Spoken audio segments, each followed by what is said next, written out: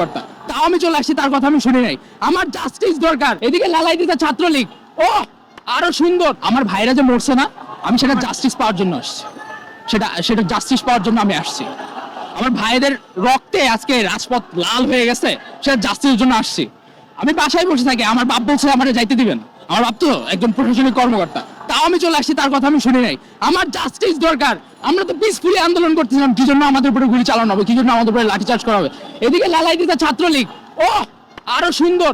এখন ওই যে যাবো, মাইর খাবো, এটা হচ্ছে অবস্থা। আমাদের দেশের অবস্থা হচ্ছে এরকম। আমি আমার মাকে নিয়ে আসি নাই, আমার মা বলতেছে যে আমাকে নিয়ে যাবে বাসায়, এটা সেফ না।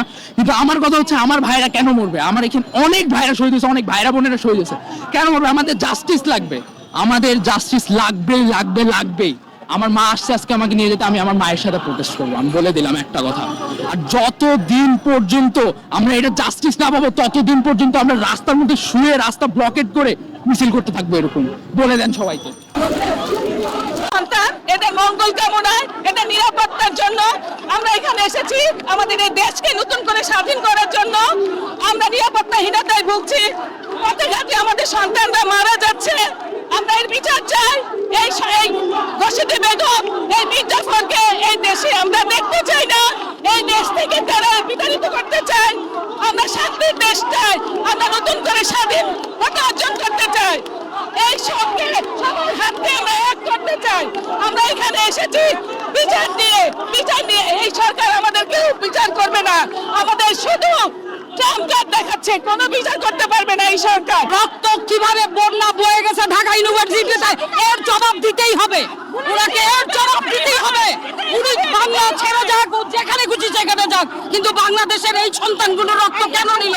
18 জুলাই আর 19 জুলাই, এই 24 সালে উনি এত বড় খুনের কাজ করলো, এতগুলো ছেলের রক্ত নিল, কেন নিল?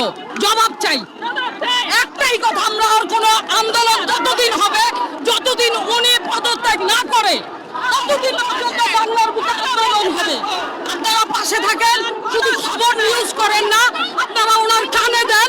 জনগণ কি চায়? জনগণ ওনাকে আর পছন্দ করে না, ওনাকে জনগণ আর ভালোবাসে না।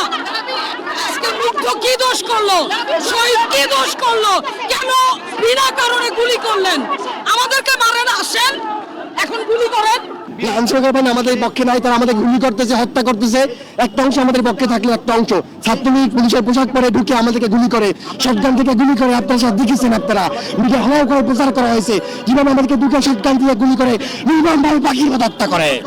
আমরা দেখি 9 বছরের বাচ্চা শিশু জানলার পাশে দাঁড়ানো ছিল, তাকে গুলি করে হত্যা করেছে। বাচ্চার হাজারি আমরা দেখেছি। আমরা দেখেছি কাজের লোক সাথে কাপড় আনতে গেছে, তাকে গুলি করে হত্যা করেছে। এক মা বাচ্চাকে দুধ খাওয়ায়, জানলার পাশে গেছে, তাকে গুলি করে হত্যা করেছে। দেখেন আপনারা সমস্ত দৃশ্যমান চোখের সামনে ছাত্রকে গুলি করে হত্যা করতেছে। এটা বানানো করে নাটক না, সব মিডিয়ার সামনে প্রকাশ্যে দৃশ্যমান হচ্ছে আজকে।